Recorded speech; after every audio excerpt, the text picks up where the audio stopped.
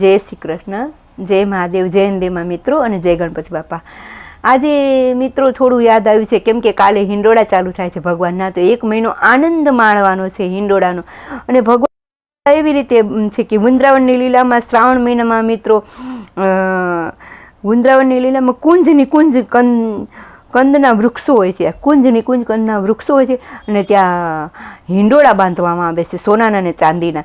અને રાધાજી અને ગોપીઓ સાથે કૃષ્ણ ભગવાન હિંડોળી હીંચે છે અને એક વર્ષા ઋતુનું 1 મહિનો પોતે આનંદ માણે છે. અને એવી જ રીતે આપણે બધાને ભાવ પૃષ્ટિથી હિંડોળાનો આપણે લાભ લેશું. મહિનો આખો હિંડોળા જે કરતા હશે એ કૃષ્ણ ભગવાનના હિંડોળા કરજો અને હિંડોળાનો આનંદ માણશું. અને અલગ અલગ હિંડોળા હોય છે અને અલગ અલગ હિંડોળાનો મહત્વ બી અલગ અલગ હોય છે.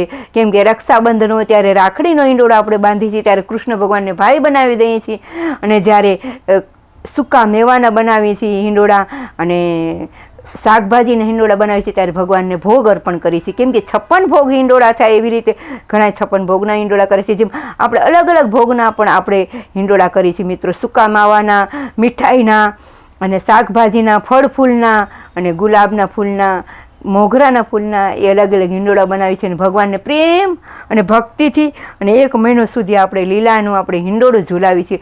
જેમ જેમ ભગવાનની હિંડોળો ઝૂલતો જાય તેમ આગળ પાછળમાં આપણી ભાવ અને ઉત્સવ વધતો જાય છે મિત્રો.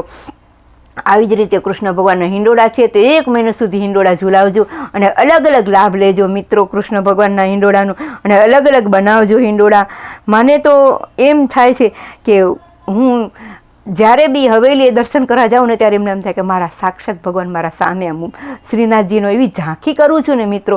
અને આપણે હવે હિંડોળા જો ઘરે ન બનાવતા આવીને આપણે હિંડોળાના દર્શન ન કરતા આવીને ભગવાનને આપણે કૃષ્ણ ભગવાનને ભોગ ધરાવવાનો, સાંજ સવાર આરતી કરવાની. અને જો આપણે બાજુમાં હવેલી હોય, કૃષ્ણ ભગવાનનું મંદિર હોય તો ત્યાં દર્શન કરજો અને 1 મહિનો ભગવાનનો લાભ લેજો, ભજનનો લાભ લેજો અને પુષ્ટિ માર્ગનો લાભ લેજો મિત્રો. અને હરેક અલગ અલગ દર્શન કરજો કૃષ્ણ ભગવાનના, અલગ અલગ હિંડોળા. જો મારો હિંડોળાનો વિડીયો સારો લાગે તો શેર કરજો. અને ગુરુ પૂર્ણિમાની ખૂબ શુભકામના મિત્રો, ખૂબ ખૂબ શુભકામના. અને ગુરુ બ્રહ્મા, ગુરુ વિષ્ણુ, ગુરુદેવ મહેશ્વર, ગુરુ સાક્ષાત પરમ બ્રહ્મા તસ્મે શ્રી ગુરુદેવ નમઃ. હે ગુરુદેવ, બધાની રક્ષા કરજો મિત્રો અને બધાને સારું ભગવાનના હિંડોળાનો લાભ લેવા દેજો. જય શ્રી કૃષ્ણ, જય મહાદેવ.